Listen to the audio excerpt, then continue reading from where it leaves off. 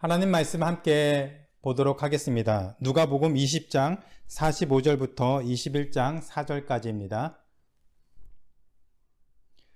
모든 백성이 들을 때에 예수께서 그 제자들에게 이르시되 긴 옷을 입고 다니는 것을 원하며 시장에서 문안받는 것과 회당의 높은 자리에 잔치의 윗자리를 좋아하는 서기관들을 삼가라. 그들은 과부의 가산을 삼키며 외식으로 길게 기도하니 그들이 더 엄중한 심판을 받으리라 하시니라. 예수께서 눈을 들어 부자들이 헌금함에 헌금 넣는 것을 보시고 또 어떤 가난한 과부가 2렙돈 넣는 것을 보시고 이르시되 내가 참으로 너희에게 말하노니 이 가난한 과부가 다른 모든 사람보다 많이 넣었도다. 저들은 그 풍족한 중에서 헌금을 넣었거니와 이 과부는 그 가난한 중에서 자기가 가지고 있는 생활비 전부를 넣었느니라 하시니라. 아멘. 요즘 사람들이 영성에 대한 관심들을 많이 가지고 있습니다. 신앙생활을 좀 더 깊이 있게 하려면 영성이 있어야 한다는 말을 자주 하곤 하죠. 사실 영성이라는 말은 기독교에서만 사용하는 말은 아닙니다. 다른 종교인들도 영성에 대해 많은 관심이 있습니다. 인터넷으로 검색을 해보면 불교도나 힌두교, 이슬람, 심지어는 무속인들도 영성에 대한 설명과 또 관심들이 많이 있는 것들을 볼 수 있습니다. 일반적으로 영성은 자신이 믿는 신과 더 깊은 관계를 맺고 살아가는 그 능력 또는 삶의 모습이라고 생각할 수 있습니다. 그래서 자신이 믿는 신과 더 깊은 또 친밀함을 누리기 위해서 맺기 위해서 깊은 산속에 들어가서 수련을 맺거나 자신의 특별한 방식으로 기도를 하거나 다른 사람들은 흉내내지 못할 어려운 무엇인가를 보여주는 그런 헌신을 보여주는 것으로 영성을 훈련하고 쌓고 연습을 하기도 합니다. 그렇다면 그리스도인들이 추구하는 영성은 이런 다른 종교인들이 추구하는 영성과 어떻게 다를까요? 오늘 우리가 읽은 말씀을 통해서 서기관들과 과부의 삶을 통해서 어떻게 해야 그리스도인들이 참된 영성을 누리면서 살 수 있는지, 어떻게 해야 우리가 참된 영성을 가질 수가 있는지 한 말씀을 통해서 함께 살펴보도록 하겠습니다. 첫 번째로 그리스도인의 영성은 하나님 앞에 이루어진다는 것을 기억해야 됩니다. 그리스도인의 영성은 하나님 앞에 사는 삶을 의미합니다. 누가복음 20장 45절에 보면 다른 사람들이 다 들을 수 있는 그런 상황 가운데서 예수님이 제자들에게 서기관들을 조심하라고 말씀을 하셨습니다. 이처럼 대놓고서 사람들에게 서기관들을 조심하라고 경고하신 이유는 서기관들이 가지고 있는 거짓 영성, 잘못된 영성으로 인해 사람들이 현혹을 당했기 때문입니다. 서기관들은 율법을 연구하는 바리새인들이나 율법학자들을 가리킵니다. 따라서 서기관들은 백성들이 하나님의 말씀을 지키고 살 수 있도록 그들을 가르치는 종교 지도자들이라고 볼 수가 있습니다.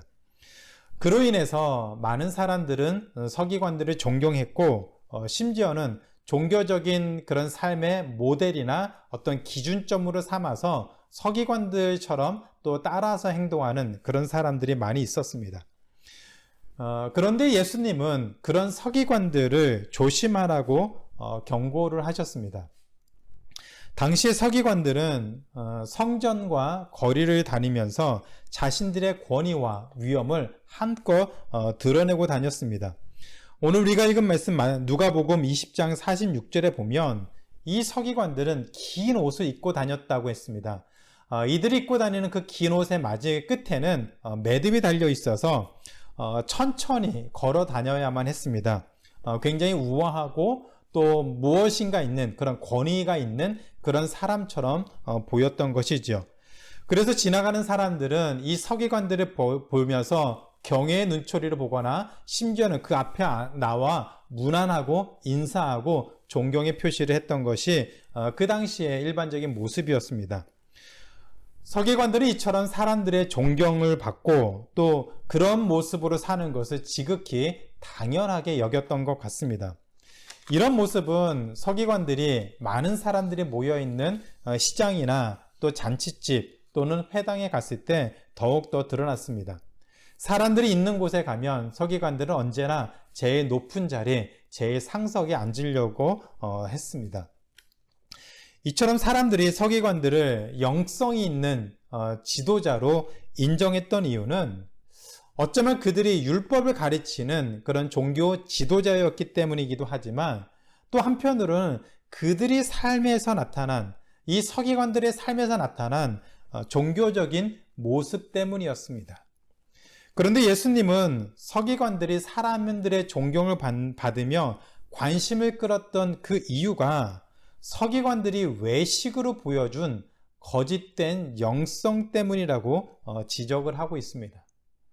누가복음 20장 47절에 보면 예수님은 서기관들이 외식으로 거짓된 모습으로 치장해서 길게 기도했다라고 비판을 하셨습니다. 서기관들은 사람들의 눈을 의식해서 자신들이 생각한 것보다 더 길게, 사람들이 생각한 것보다 더 길고 오래 기도하며 의도적으로 눈속임으로 자신들이 깊은 영성이 있는 하나님과 깊은 관계를 맺고 있는 그런 사람인 것처럼 보이도록 했다는 것이지요. 영성은 하나님과 친밀한 관계를 맺고 또 살아가는 그런 능력, 또 삶의 모습인데 서기관들은 하나님과 자신들이 이런 친밀한 관계가 있는 것을 계산해서 외식하는 모습으로 보여줬다는 것입니다. 서기관들이 이처럼 거짓된 영성을 보여준 이유는 그 동기는 사람들에게 인정받고 존경받고 싶은 것 때문이었습니다. 그래서 사람들에게 영성이 있는 것처럼 보이려고 했지만 실제는 진실은 그들은 거짓된 영성을 가진 사람들이었습니다. 그런 거짓 영성으로 사람들의 많은 존경을 받고 관심을 끌었을 뿐만 아니라 47절에 보면 과부의 가산을 삼킬 정도로 종교적인 영향력이 막강했다는 것을 알 수 있습니다. 이처럼 계속해서 종교적인 영향을 누리고 사람들의 존경을 받기 위해서 외식으로 길게 기도하는 것이 서기관들에게 꼭 필요했던 것이겠죠. 이런 모습은 오늘날에도 쉽게 찾아볼 수 있고 또 접할 수가 있습니다. 예전에 어떤 모임에 가서 한 목사님을 만났습니다. 특별한 기도 내용이 있는 것도 아닌데 이 목사님이 기도할 때마다 막 소리를 지르면서 기도를 하시는 거예요. 그냥 뭐 조용조용히 해도 되는데 이상하게 유난히 큰 소리를 내면서 기도해서 한 번은 제가 물었습니다. 목사님, 왜 기도하실 때마다 이렇게 크게 소리 지르면서 기도를 하십니까? 그 이유가 무엇입니까? 라고 물었습니다. 그랬더니 이 목사님이 이런 얘기를 하시더라고요. 목소리가 쉬면, 그 허스키한 목소리가 되면 교인들이 더 영성 있다라고 생각을 한다는 거예요. 또 어떤 목사님은 설교할 때 뭐 얘기하고 믿습니다라고 얘기하는 그런 것 대신에 믿습니다라고 말을 해야 교인들이 더 은혜를 받는다고 얘기를 하시더라고요. 한은목교회 성도님들은 그런 거 잘 모르시고 또 그렇지 않겠지만 다른 교회는 이런 것들이 통합니다. 그래서 하나님과의 그 친밀함, 그 안에 있는 진실함, 친밀함을 추구하기보다는 다른 사람들에게 보이기 위한, 사람들이 보는 것들을 고려한 그런 신앙생활에 더 집착하는 경우가 종종 있습니다. 교회 리더들뿐만 아니라 신앙생활을 오래 한 분들에게도 찾아올 수 있는 유혹이죠. 우리가 기도하고 예배드리고 찬양하고 또 때로는 말씀을 묵상하는 그 이유가 무엇 때문입니까? 다른 사람들이 지켜보기 때문에, 다른 사람들이 자신을 어떻게 생각할 거에 대한 그런 의식 때문에 이런 것들을 하고 있습니까? 다른 사람들에게 신앙이 좋은 사람이라고 그런 평판을 받기 위해서 우리가 이런 신앙생활을 하는 것일까요? 기도 모임에 한 번 안 나오면 다른 사람들이 뭐라고 할까봐 기도 모임에 나오는 것일까요? 대표 기도할 때 사람들이 내가 기도하는 것들을 들으면서 어떻게 반응할까 신경 쓰면서 기도를 하는 것입니까? 만약 그렇다면 이 또한 하나님에게 초점을 맞춘 것이 아니라 사람들을 의식하면서 사람들의 평판을 생각하면서 신앙생활하는 것이지요. 서기관들 정도는 아니겠죠. 그러나 우리 신앙생활을 한번 돌아보면서 그 동기를 점검할 필요가 있습니다. 다른 사람을 의식한 신앙생활은 아닌지, 다른 사람과 비교하며 인정받기 위한 신앙의 행위는 아닌지 자신의 모습을 한번 돌아볼 필요가 있습니다. 사람을 의식한 신앙생활은 다른 사람들을 생각해서 하는 어떤 신앙 행위는, 종교 행위는 결코 우리를 하나님께로 나아가도록 만들 수가 없습니다. 우리가 추구하는 참된 영성, 그리스도인의 바른 영성은 사람이 아니라 하나님을 의식하고 하나님 앞에서 행동하는 삶의 모든 모습인 것, 하나님을 바라볼 때만 비로소 진정한 영성을 이루어갈 수가 있습니다. 참된 영성은 그래서 하나님이 시작이고 하나님이 이유가 되고 하나님이 동기부여가 되어서 하나님과 더 깊이 교제하기 위해서 하는 신앙과 우리의 삶의 모습이 비로소 참된 영성을 가능하게 한다는 것을 기억해야 됩니다. 따라서 그리스도인으로서 무엇을 하든지 하나님을 의식하며 살아야 합니다. 하나님 앞에 우리가 살고 있다는 것을 분명히 기억하고 믿음으로 고백하고 살아야 되는 것이죠. 하나님을 의식하며 살아야 비로소 우리는 참된 영성을 가지고 살 수가 있습니다. 반대로 하나님이 아닌 다른 것을 의식하며 사람을 의식하며 신앙생활을 하면 그것은 곧 위선이 되고 거짓 영성이 될 수 있습니다. 하나님은 그것을 싫어하시죠. 이처럼 하나님이 아닌 사람을 의식하며 살다 하나님께 버림을 받은 사람이 바로 사울 왕이었습니다. 사울 왕은 아말렉을 진멸하는 하나님의 명령을 받았지만 백성들을 의식해서, 사람들을 의식해서 모든 아말렉의 것을 진멸하지 않고 심지어는 아말렉 왕을 살려두었습니다. 그런 사울을 사무엘이 책망하자 사무엘 왕에게 하나님에게 제사를 드리기 위해서 이것들을 남겨놨다고 거짓말까지 했습니다. 그 모습을 본 사무엘은 사울 왕에게 이렇게 얘기를 하죠. 하나님께 순종하는 것이 제사보다 낫고 하나님의 말씀을 듣는 것이 순양의 기름보다 낫다고 말했습니다. 그리고 사무엘은 그런 사람들을 생각하고 사람들의 평판을 두려워하는 그 사울 왕을 하나님이 버리셨다라고 말했습니다.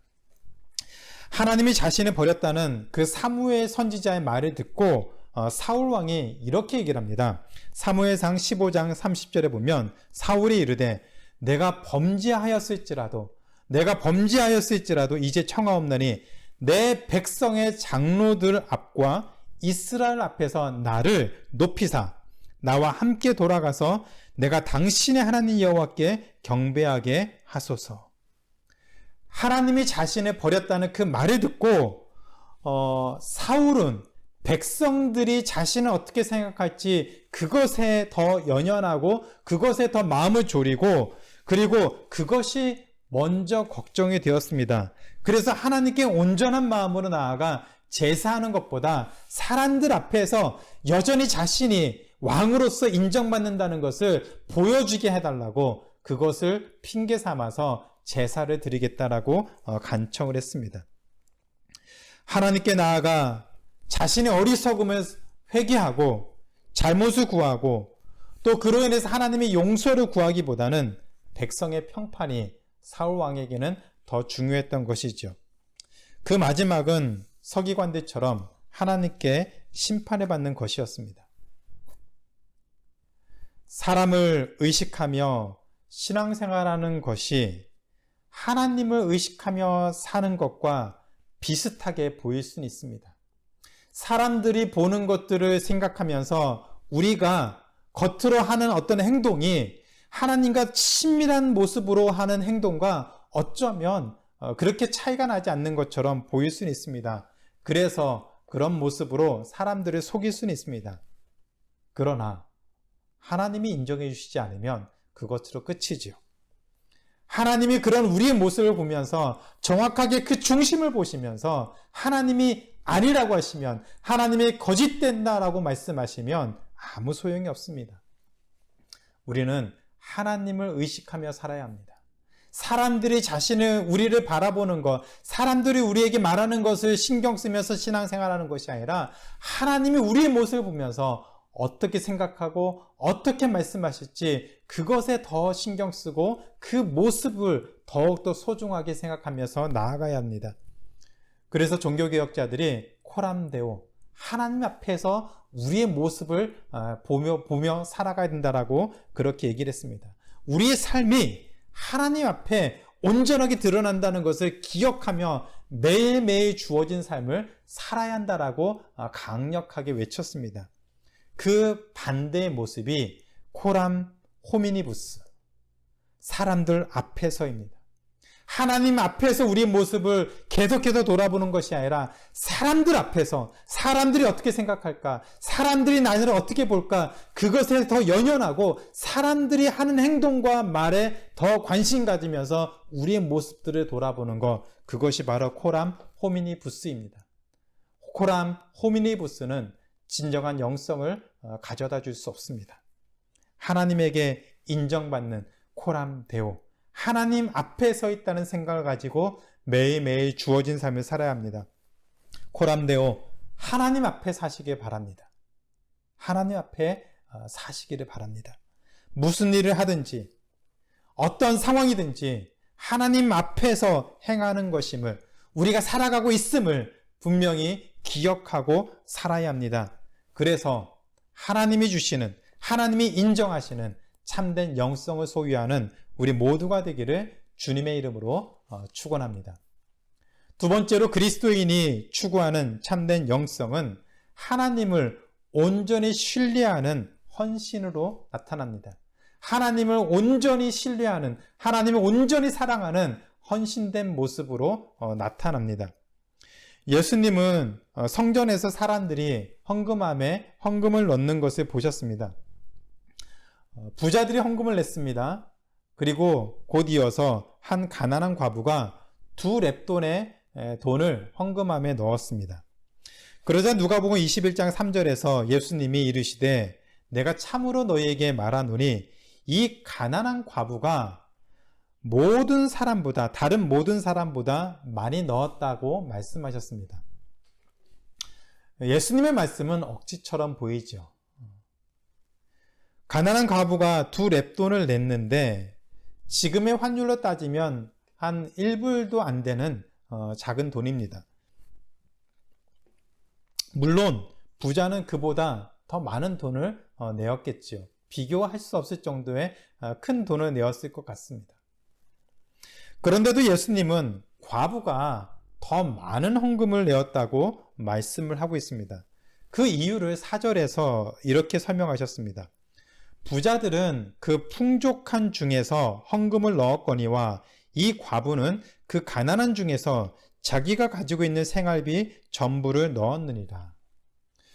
1불 정도가 생활비 전부라면 이 과부의 삶이 어떠했을까요? 하루 벌어서 하루 먹고 사는 그 정도도 되지 않는 정말로 가난하고 정말로 힘들고 어려운 삶을 살았던 것 같습니다.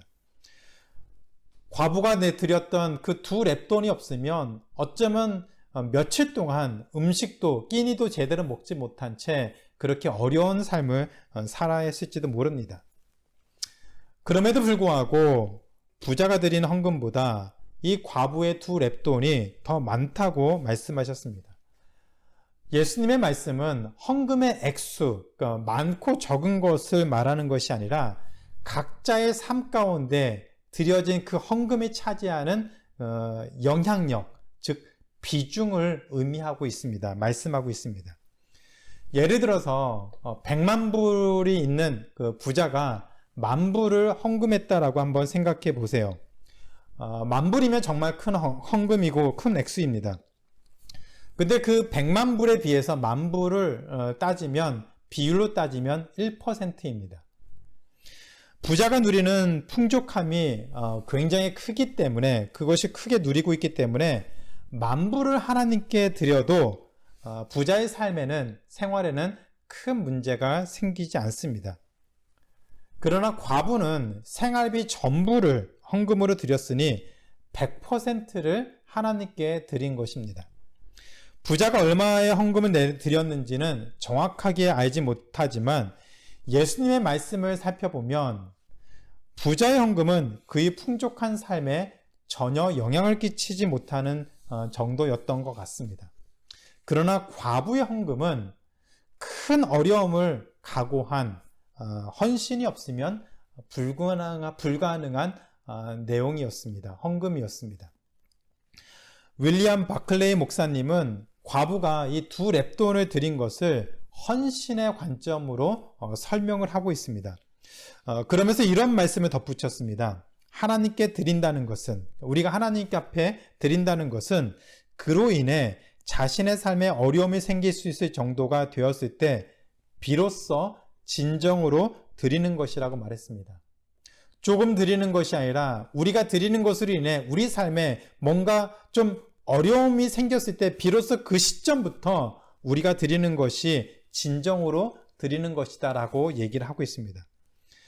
이런 헌신된 삶은 결코 쉽지 않습니다. 그런데 그 어려운 삶을 과부가 보여줬던 것이죠. 그래서 예수님은 헌금의 액수가 아니라 자신의 모든 것을 하나님께 드린 과부의 헌신이 더 중요하고 더 귀한 것이다 라고 말씀을 하셨습니다. 누가복음 18장 18절에 보면 부자 관리가 예수님에게 찾아와서 어떻게 해야 영생을 얻을 수 있는지 알려달라고 물었습니다. 예수님은 부자 관리에게 율법을 온전히 지킬 것을 말씀하신 뒤에 너에게 있는 것을 다 팔아서 가난한 사람에게 나눠주라. 그리하면 하늘에서 너의 보화가 넘쳐날 것이다. 그리고 나서 나를 따르라. 예수님을 따르라고 말씀하셨습니다. 그런데 부자 관리는 예수님의 말씀을 듣고 심히 근심했다고 했습니다. 그러자 예수님은 재물이 있는 자는 하나님의 나라에 들어가기가 얼마나 어려운지, 낙타가 바늘귀로 들어가는 것이 부자가 하나님의 나라에 들어가는 것보다 쉽다라고 말씀을 하셨습니다. 그러자 베드로가 누가복음 18장 28절에서 이렇게 말하죠. 보옵소서, 우리가 우리의 것을 다 버리고 주를 따랐나이다. 과부가 자신의 생활비를 다 하나님 앞에 드린 것처럼 베드로와 다른 제자들도 모든 것을 버리고 예수님을 따랐다라고 얘기를 했습니다. 그러자 29절에서 예수님이 이르시되 내가 진실로 너희에게 이르노니 하나님의 나라를 위하여 집이나 아내나 형제나 부모나 자녀를 버린 자는 현세에 여러 배를 받고 내세에 영생을 받지 못할 자가 없다고 하셨습니다.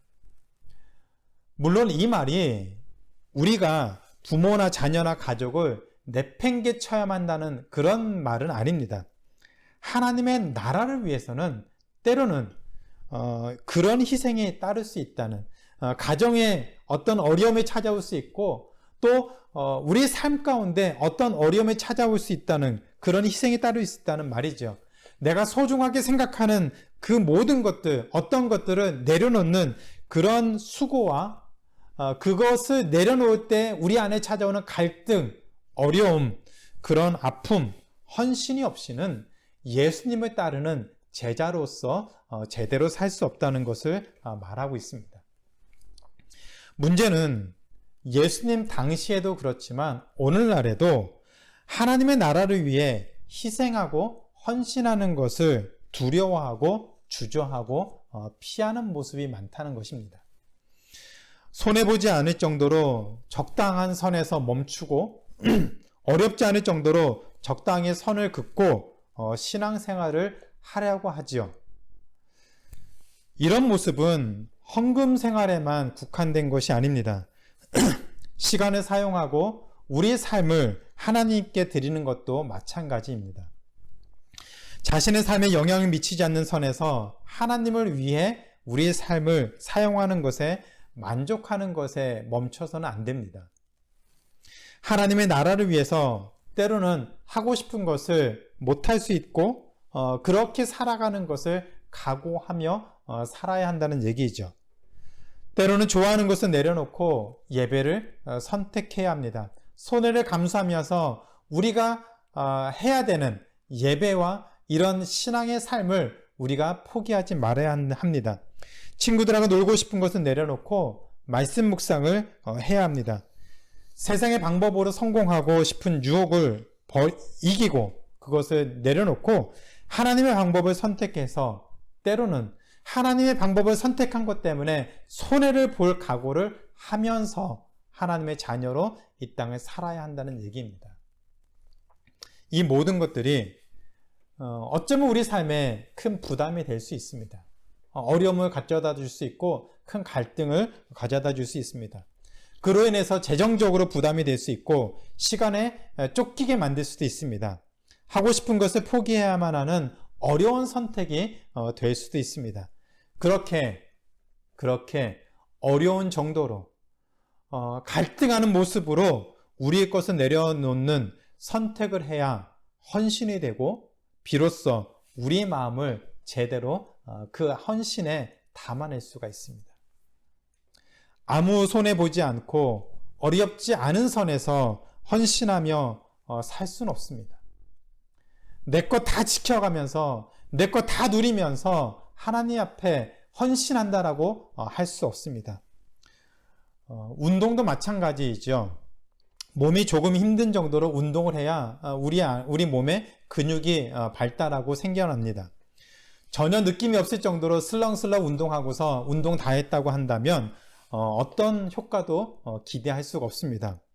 운동도 조금 노력을 하고 수고를 하고 땀을 흘려야 열매를 맺는데 하물며 영적인 삶을 위해서 조금 더 헌신하지 않고 쉽게 신앙생활이라고 한다면 우리는 우리 삶 가운데 어떠한 변화도 기대할 수가 없습니다. 때로는 말씀에 순종해서 말씀대로 살아보려고 몸부림치고 때로는 실패할 수 있어도 다시 하나님 말씀 붙잡고 살려고 하는 그 순종과 헌신과 그런 결단과 그런 부단한 노력이 그런 헌신이 우리 삶에 필요합니다. 그런 갈등이 있어도 다시 도전하고 반복되는 모습을 통해서 우리 영성이 더 깊어가는 것, 하나님께 더 가까이 나아가는 것을 우리가 알게 됩니다. 그런데 이런 헌신은 때로는 우리 것을 내려놓는, 때로는 우리에게 부담을 주는 어떤 모습으로 되어가는 것들이 억지로 할 수 있는 것은 아닙니다. 누가 하라 그런다고 우리가 그렇게 할 수 있는 그런 것들이 아니라는 말입니다. 과부가 이렇게 하나님 앞에 어려운 헌신을 할 수 있었던 것은 그 가장 근본적인 이유는 하나님에 대한 사랑과 신뢰 때문이었습니다. 그래서 자신의 생활비 전부를 하나님 앞에 온전히 드리는 어려운 결단을 할 수 있었던 것이죠. 하나님을 사랑하는 마음이 크기 때문에 무엇이라도 하나님 앞에 드리고 싶은 그 마음이 생긴 것이고, 비록 자기에게 그로 인해서 어려움이 생길지라도 그것을 감수하겠다고 하는 그런 헌신과 그런 결단으로 하나님 앞에 온전하게 드렸던 것입니다. 비록 자신의 생활비 전부를 드리지만 하나님을 사랑하는 마음 때문에 또 하나님이 그런 자신을 분명하게 지켜주실 것이라고 하는 분명한 신뢰를 가지고 있었기 때문에 믿음으로 이 모든 것들을 감당할 수 있었던 것입니다. 예수님은 과부의 그 마음의 중심을 분명히 보셨고 과부의 헌신을 귀하게 여겨주셨습니다. 저에게도 이 과부에 대한 예수님의 마음을 이해할 수 있었던 그런 경험이 있었습니다. 한국에서 사역할 때 성경 암송반을 인도했었습니다. 하루는 암송반을 마치고 헤어지는데 한 집사님이 저에게 다가오시면서 이 귤이 든 비닐봉지를 건네셨습니다. 누가 귤을 사줬다고 하시면서 그 귤을 보니까 제가 생각났다고 하면서 그 귤이 든 비닐봉지를 가져다 주셨습니다. 그런데 제가 알기로 이 집사님의 가정 형편이 정말 어려웠습니다. 그때 제가 큰 교회 부목사로 있어서 재정이 아주 여유 있는 것은 아니었지만 어려운 상황은 아니었습니다. 오히려 제가 그 집사님보다 재정적으로 좀 더 나은 형편이었습니다. 그래서 집사님이 주신 그 귤을 받을 수가 없어서 몇 번을 사용했습니다.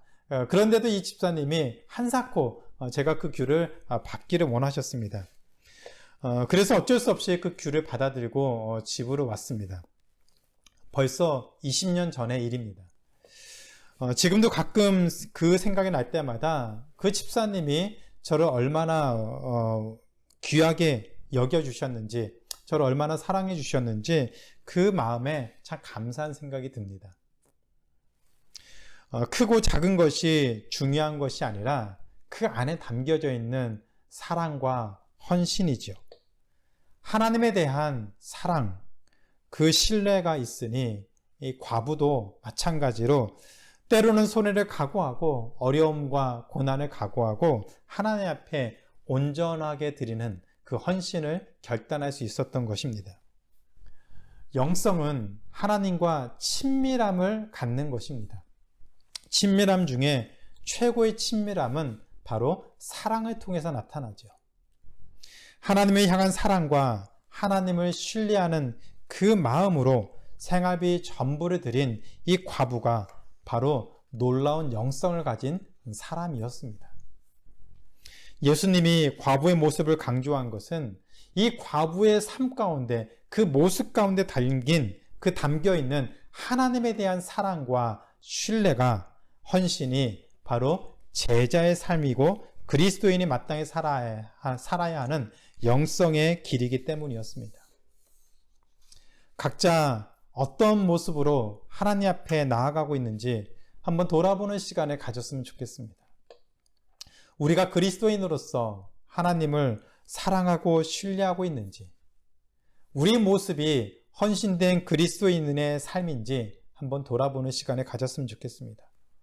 그래서 우리의 것을 움켜쥐고 우리의 것을 누리면서 사는 것에 만족하는 것이 아니라 때로는 우리의 것을 하나님 앞에 온전히 드리며 하나님을 인식하며 하나님 앞에 살고 있으며 그 하나님을 사랑하며 신뢰하며 우리의 삶으로 하나님을 제대로 섬기고 헌신하는 그리스도인, 영성 있는 그리스도인이 되기를 주님의 이름으로 축원합니다.